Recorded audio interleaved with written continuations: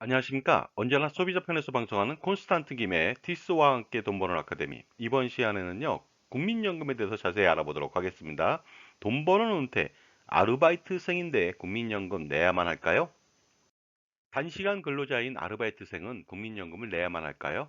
조건에 맞는다면 내야만 합니다. 예를 들어서 고용기간이 1개월 이상이고 월 소정 60시간 이상 근로하거나 아니면 1개월 동안 소득이 보건복지부 장관이 고시하는 2022년도 기준 월 220만 원 이상이면 가입 대상입니다. 여기에 해당되지 않는다면 당연히 가입하지 않아도 되겠지만 미래의 은퇴자산 축적을 위해서는 반드시 가입하시기 바랍니다. 그렇다면 일용직 근로자는 어떨까요? 일용직 근로자도요, 1개월 이상 근로하고 1개월간 8일 이상 또는 월 60시간 이상 근로하거나 1개월 동안 소득이 보건복지부 장관이 고시하는 월 220만 원 이상일 때는 가입 대상이고 그렇지 않을 때는 가입하지 않아도 됩니다만은 미래의 은퇴자산 축적을 위해서는 반드시 가입하시기 바랍니다.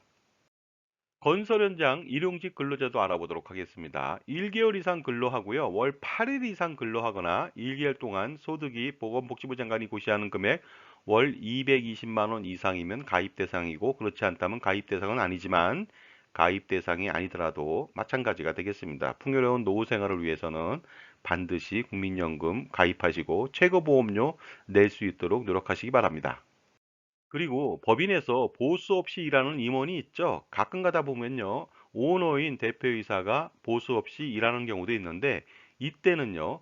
근로소득이 없는 경우 무보수 임원으로 신고한다면 가입 면제가 가능하지만 어떻습니까? 무보수 임원이나 대표이사 돈이 좀 어느 정도 있겠죠. 당연히 보수가 없다 하더라도 은퇴자산 축적을 위해서는 국민연금 최고 금액으로 가입하시기 바랍니다. 만약에 국민연금을 미납하는 경우에는 어떤 불이익이 있을까요? 당연히 나중에 장애연금이나 유족연금을 못 받을 수도 있습니다. 예를 들어서 연금보험료 낸 기간이 가입 대상 기간의 3분의 1 이상이거나 아니면 초진일 또는 사망일 당시 초진일 5년 전부터 초진일까지 기간 중 연금보험료를 낸 기간이 3년 이상이고 가입 대상 기간 중 체납 기간이 3년 미만이거나 아니면요 초진일 사망일 기준 당시 가입 기간이 10년 이상이거나 이랬을 때는요 당연히 그 장애연금이나 유족연금을 받겠지만 그렇지 못하다면은 어떻습니까? 불이익을 받아서 받지 못할 수도 있습니다. 그리고 더 중요한 것은요. 보험보다 더 중요한 것이 바로 국민연금의 장애연금이 되겠는데요. 엄청난 금액을 지원하다 보니까요. 이런 혜택을 놓칠 수 있으니 미납한 부분들은 반드시 그 확인하셔가지고 납입하시기 바랍니다. 그런데 혹시라도 국민연금 미납하면 취업에 제한이 있지 않을까 걱정하시는 분이 계십니다. 그렇다면 반드시 걱정하지 마시고 납입을 완료하시기 바랍니다. 하지만 국민연금을 미납한다고 해서 4대 보험 적용하는 회사에 취업이 제한되는 것은 절대로 아닙니다. 그렇기 때문에 어떻습니까? 미납분 정상적으로 납부하시고요. 그 다음에 혹시라도 납부가 안 됐던 부분은 추납을 통해서 추후납부죠. 은퇴자산을 축적해 가시기 바랍니다. 만약에 국민연금을 납부하지 않았다. 그러면 납부를 반드시 하라고 하는 이유는요. 나중에 노후에 받게 될 연금 수령액이 줄어들기 때문에 그렇습니다. 반드시 납부를 통해서 연금액을 늘려가시고요. 장애연금이나 유역연금에 제약이 될 수 있기 때문에 반드시 납부하시고 그리고 더 중요한 것은 국민연금은 이제 우리 노후의 기본생활비 이상을 지원하는 든든한 노후 생활의 버팀목이 되다 보니까요. 반드시 가입하시기 바랍니다.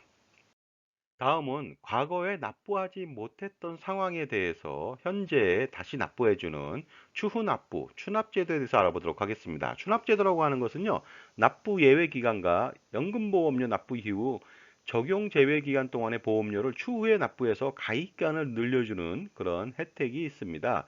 따라서 그 추납이라고 하는 것은 예전에는 무제한 할 수 있었는데 이제는 119개월까지만 신청이 가능하고요. 추납을 신청하려면 먼저 납부 예외, 적용 제외 이력이 있는지 확인부터 하시고요.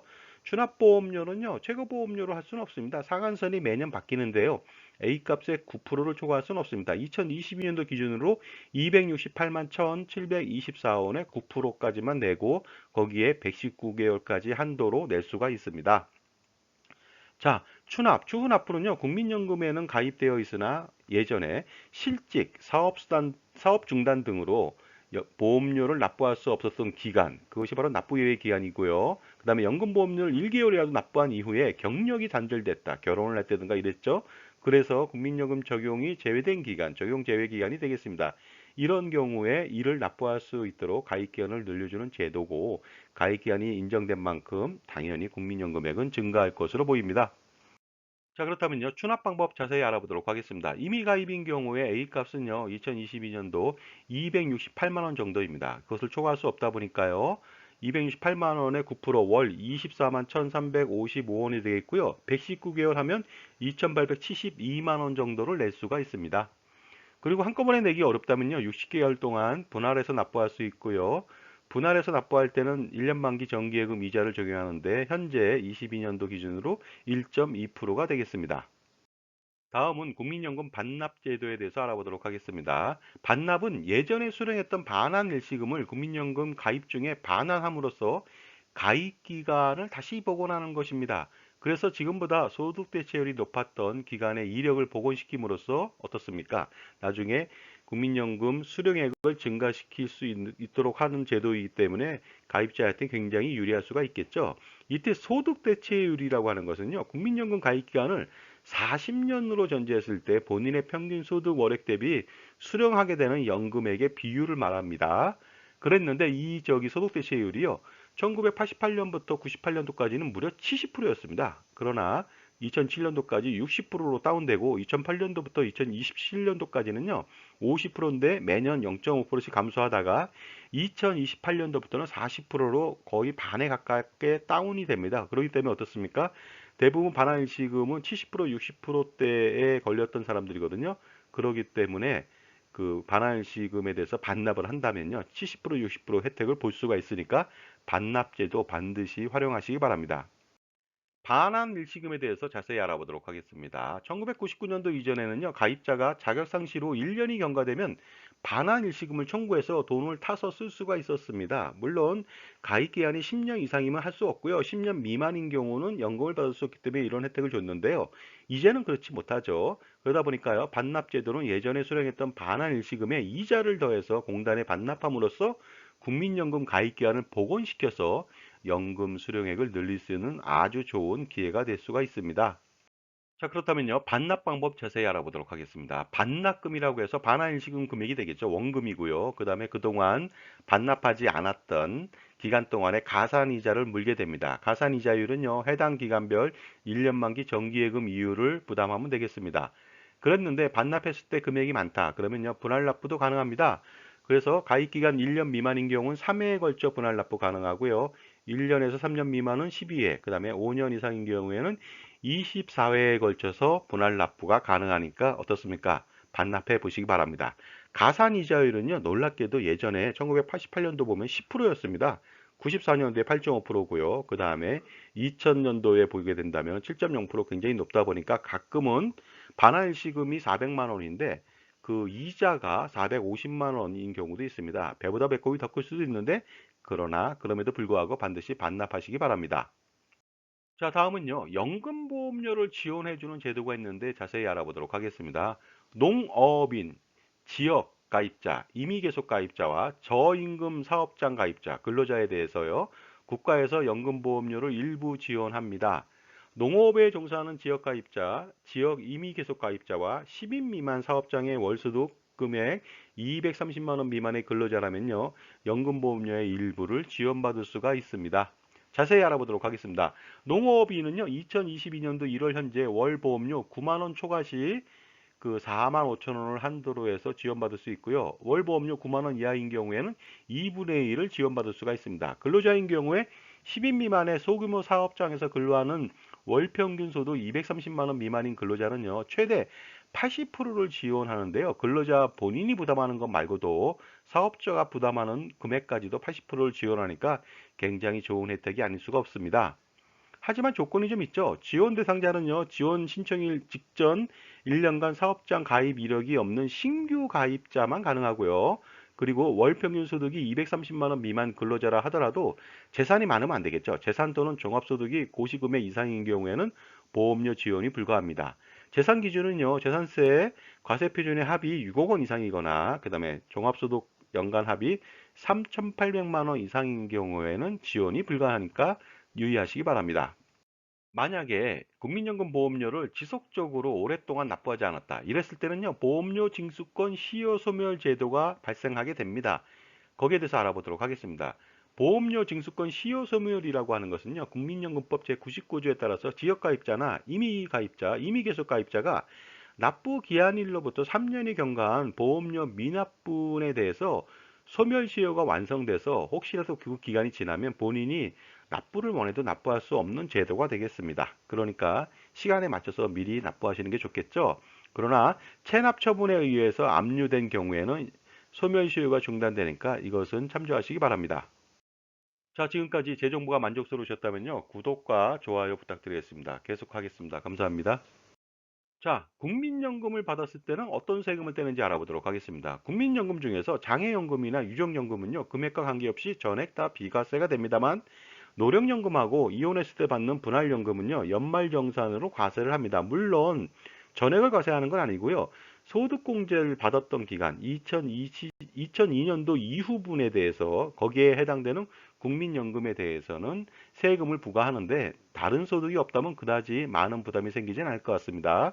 그 다음에 반환 일시금을 받는다. 이랬을 때는요, 사망 이외에 수령하는 경우에는 요것은 퇴직소득으로 과세하니까 주의하시기 바랍니다.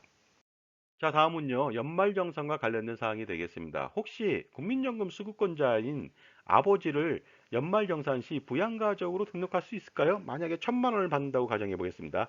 이럴 때는요, 연금소득만 발생하는 경우 과세 대상 연금액은 2002년도 이후 가입기한에 따른 연금액이거든요. 그 금액이 516만 원 이하이고 60세 이상이면 가능합니다. 왜 516만 원이냐 하면요, 바로 연금소득공제를 416만 원을 뺄 수 있다 보니까 나머지가 100만 원이잖아요. 따라서 소득이 100만 원 이하인 경우에는 부양가족 등록이 가능하겠죠. 그래서 1,000만 원을 받는다 하더라도 그 중에 뭐 490만 원 정도는 예를 들어서 2001년도까지 발생분이다. 그러면 이분은 당연히 부양가족으로 등재가 가능합니다. 국민연금은요, 물가 상승률을 고려해서 반영해서 미래의 연금액을 조정해 주니까 굉장히 좋다고 볼 수가 있습니다. 국민연금은요, 전년도 소비자 물가 변동률만큼 수령액도 조정이 됩니다. 그러다 보니까 장기적인 노후의 소득 보장을 위해서는요, 반드시 국민연금을 통해서 노후 생활비를 충당하시고요. 그럼으로써 연금액의 실질 가치를 보장받을 수 있으니까 반드시 가입해야 되겠죠. 그리고 과거에는요, 물가 상승률 반영 시기가 4월 달인데 현실적으로 조정했습니다. 이제부터는 매년 1월 달에 반영이 됩니다. 과거에 그렇다면 어느 정도 소비자 물가 상승률만큼 올렸을까요? 2011년도에는요, 소비자 물가 상승률이 2.9%, 다음에는 4.0, 그 다음에는 2.2%가 되겠고요. 2022년도에는 2.5%가 되겠습니다. 따라서 한번 시뮬레이션 해보도록 하겠습니다. 2003년도에 국민연금액이 66만 4천 원 받던 사람은요, 다음에 그 68만 8천 원 받고요. 2007년도에 75만 원 정도 받죠. 그 다음에 2013년도에 93만 3천 원, 그 다음에 2022년도에는 무려 100만 원 이상을 받게 됩니다. 결과적으로 이런 경우에 물가 상승률을 반영했다면 최근 19년 동안의 연금 월액이요, 66만 원에서 34만 3,810원이 인상된 결과를 가져오니까 어떻습니까? 만약에 그 120만 원 받던 사람이라면요, 200만 원 이상을 받겠죠? 자, 그런데 노후에 국민연금만 받고 있었는데요, 노후생활비가 국민연금밖에 없었습니다. 그런데 압류가 되면 어떻게 갈까 하고 고민하시는 분이 많이 계신데 걱정하지 않으셔도 될 것 같습니다. 180만 원 이하의 연금 수령액은요, 압류할 수가 없습니다.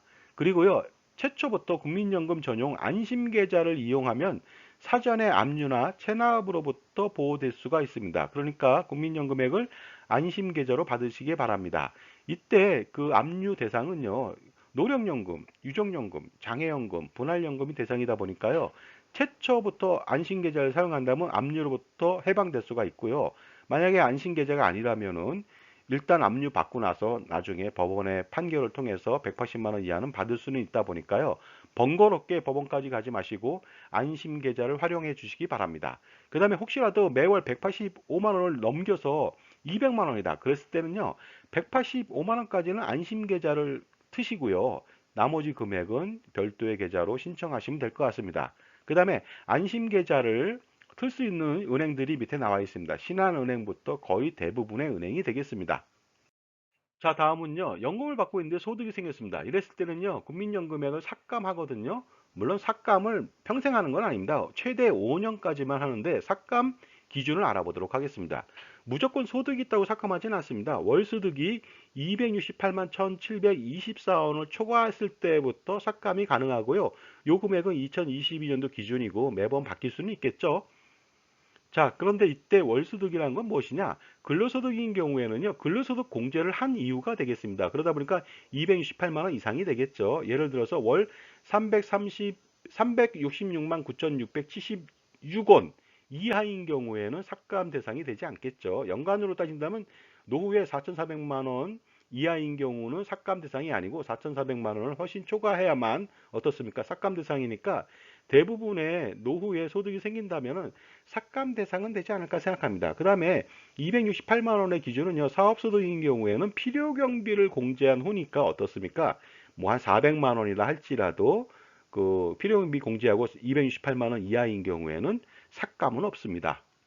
그런데 만약에 삭감된다면 어느 정도 될까요? 너무 걱정하지 마십시오. 그다지 많이 삭감되지 않습니다. 월 268만 1,724원을 초과한 금액이 100만 원 미만이다. 5% 삭감합니다. 최대 5만 원이 되겠죠. 200만 원 미만은요, 5에서 15만 원. 300만 원 미만은 15에서 30만 원. 400만 원 미만은 30에서 50만 원. 400만 원을 초과하는 고소득자인 경우에는 50만 원 이상을 삭감하게 되는데요. 그럴 경우에는 노령연금을 5년 동안 연기하면 되겠죠. 예를 들어서 그렇다면요. 월 500만 원인 경우에는 21만 9,040원을 삭감하고요. 월 1000만 원인 경우에는 136만 5,067원을 삭감하다 보니까 월 1000만 원 받는다. 그러면 당연히 연기 노령연금을 선택할 필요가 있는데요. 여기서 월 500만 원, 월 1000만 원이라고 하는 것은요. 근로소득 공제를 한 이유다 보니까 이것보다 훨씬 더 많은 금액을 받았을 때 삭감에 대해서 연기를 고려할 수가 있을 것 같습니다. 그리고 삭감과 관련돼서는요, 경과 조치를 알아보도록 하겠습니다. 2015년도 7월 29일 전에 수급권 취득자인 경우에는요, 60세인 경우는 50% 지급하고 61세는 60%, 62세는 70, 63세는 80, 64세는 90%를 삭감했었습니다. 참조하시기 바랍니다. 자, 그리고요, 국민연금과 공적연금 연계 제도를 좀 알아보도록 하겠습니다. 만약에 국민연금 8년 납부했습니다. 연금 못 받죠? 그 다음에 공무원연금 15년 가입했습니다. 또 마찬가지로 공무원연금 못 받습니다. 이럴 경우에는요, 국민연금과 직영연금, 공무원연금, 사학연금, 군인연금, 별정우체국연금 등 가입기간을 합산해서 20년 이상이면 공적연금 연계 신청을 통해서 각각의 가입기간에 대한 국민연금도 받을 수 있고 그 다음에 타 공적연금도 모두 수령할 수 있으니까 연계 제도를 활용해 보시기 바랍니다. 2015년도 공무원연금법 등 직역연금법의 개정으로 연금 수급에 대한 필요한 최소 가입 기한이요 20년에서 10년으로 줄었습니다. 그래서 2022년도 3월부터 완화시켰는데요. 최소 연계 기간은 10년이 되겠습니다. 훨씬 더 완화됐죠. 하지만 군인연금은 아직까지 20년을 유지해야 된다는 조건이 있으니까 참조하시기 바랍니다. 다음은 장애연금 신청과 관련된 사항이 되겠습니다. 국민연금 가입 중에 장애를 입으면요, 다른 여타의 생명보험, 손해보험에서 지급하는 장애급여금보다 훨씬 더 많은 훌륭한 장애연금을 지급하니까 바로 최대보험료 납부 등을 통해서 국민연금 강화에 힘쓸 필요가 있겠죠. 만약에 국민연금 가입 중 교통사고가 발생됐다. 그러면요, 그로 인해서 장애를 입었다. 그랬을 땐 바로 신청하는 것이 아니고요, 완치 후 또는 1년 6개월 경과 후 청구가 가능합니다. 이때 보험사와 합의 후 청구하는 경우 손해배상금 범위 내에서는 일정 기간 동안의 연금 지급이 정지가 됩니다. 물론 최대 60개월까지니까 참조하시기 바랍니다. 자, 다음은요. 산재 보상 시 국민연금액은 어떻게 될까요? 동일한 사유로 산재법상 장애급여를 받게 되는 경우 국민연금액은요. 혹시라도 장애연금을 받는다면 50% 절반만 지급받게 됩니다. 자, 다음은요. 유족연금을 수령하고 있던 배우자가 소득이 발생한 경우는 어떻게 될까요? 과연 유족연금을 받을 수 있을까요? 알아보도록 하겠습니다. 배우자인 유족연금 수급권자의 월평균 소득 금액이요. 2022년도 기준으로 월 268만 1,724원을 초과하는 경우에는 연금, 유족연금 지급을 정지합니다. 하지만 사망 후 최초 3년간 아니면 55세 배우자가 아니면은 저기 보험 연령이 늘어졌죠. 60세 이후가 된다면은요. 소득의 유무에 관계없이 무조건 유족연금을 지급합니다. 따라서 노후에 사망을 한다 그러면요, 유족연금은 무조건 지급한다고 보시면 되겠습니다. 그런데 유족연금을 받고 있던 배우자가 재혼하거나 사망한다 이랬을 때는요, 유족연금 수급권이 소멸됩니다. 물론 이때는 유가족에 해당하는 자녀가 있다면 유족연금의 수급권을 변경해서 취득할 수는 있습니다. 다음은 반환일시금 다시 한번 알아보도록 하겠습니다. 반환일시금은 오랫동안 청구하지 않아서 소멸시효가 완성된다. 그러면 받지 못할까요? 그렇지 않습니다. 소멸시효가 완성되더라도 60세 도달 시 10년 또는 사망 후 5년간 다시 청구가 가능하니까 확인해 보시기 바랍니다. 자, 다음은요. 국민연금을 납부하던 중 이민 가는 경우는 어떻게 될까요? 자, 이민 가는 경우에는 반환일시금 지급 대상이 되겠습니다. 국민연금에 가입하여 납부한 보험료가 있는 분은요, 해외 이주 신고하거나 거주 여건을 발급받은 경우에는 가까운 지사에 청구하시면 되겠습니다. 그러면 그동안 납부한 연금보험료 일시금을 수령할 수가 있습니다. 이때 구비 서류 등은 여기 표에 나와 있는 대로 확인해 보시기 바랍니다. 자, 다음은 경제 형편이 어려운 경우에 혹시라도 납부한 보험료를 돌려받을 수는 있을까요? 절대 그럴 수 없습니다. 돌려받을 수 있는 것은요, 반환일시금밖에 없는데요. 반환일시금은 가입기간 10년 미만으로 연금 수급 연령이 도달돼야 됩니다. 60세나 65세까지겠죠. 그 다음에 사망, 국외 이주, 국적 상실 등 법에 정한 사유로만 지급이 되니까 참조하시기 바랍니다. 자, 지금까지 국민연금은 얼마 되지 않는 연금액 때문에 많은 사람들이 최저생활만 보장해주는 뭐 그다지 중요하지 않은 연금으로 판단했지만 지금부터 미래는 절대로 그렇지 않습니다. 국민연금은요, 정말 우리 노후 생활비를 기댈 수 있는 유일한 연금이기 때문에 반드시 가입할 필요가 있고, 가입을 하더라도 활성화시킬 필요가 있겠죠. 그 다음에 직장인들이라면은요, 퇴직연금 뭐 자동으로 들어가는 것이고, 자영업자라면 노란우산 공제를 통해서 퇴직연금 쪽으로 나중에 노후 생활비 보탬이 될 수 있을 것 같습니다. 그런데 제가 누누이 국민연금은요, 가장 중요한 연금이고요. 다른 연금 필요 없다고 얘기했습니다. 그리고 국민연금 가입 강화, 최대 보험료 납부라든가 가입 기한을 계속적으로 늘려주는 것이 중요하다고 얘기했는데, 그럼에도 불구하고 많은 사람들은요, 걱정을 많이 합니다. 예를 들어서 국민연금 기금이 2055년도에 고갈하니까 1990년생 이후부터는 받지 못한다. 그러니까 개인연금 가입해야 된다. 절대 그렇지 않습니다. 그 다음에 기초연금 삭감당하니까 손해다. 건보료 부담이라서 부담스럽다. 유정연금 받았을 때 부부가 예를 들어서 유정연금 30%밖에 못 받으니까 손해다. 이런 내용을 가지고서 기후 아닌 기후를 생각하게 되는데요. 절대로 걱정하지 마십시오. 일단 기금이 고갈될 수는 있으나 부가 형식으로 바뀌어가지고 국가가 지급보증해 주니까 걱정할 거 없고요. 그 다음에 기초연금 관련된 사항은 또 국민연금을 적게 받을 게 아니라면 걱정할 필요가 없습니다. 그리고 그러한 삭감 같은 거는요, 불합리한 부분은 개선할 것으로 판단합니다. 그렇기 때문에 어떻습니까? 유정연금 중복급여도 과거에는 20%만 받았는데 지금 30%잖아요. 공무원연금은 50%거든요. 따라서 더 높아질 것으로 전 보고 있습니다. 자, 그렇기 때문에 기후를 생각해서는 안 될 것 같습니다. 예를 들어서 자식이 불효할까봐 낳지 않거나 이혼할까봐 결혼하지 않거나 죽을까봐 태어나지 않는 것과 마찬가지 아니겠습니까? 자, 지금까지 국민연금에 대한 궁금증을 알아봤습니다. 감사합니다.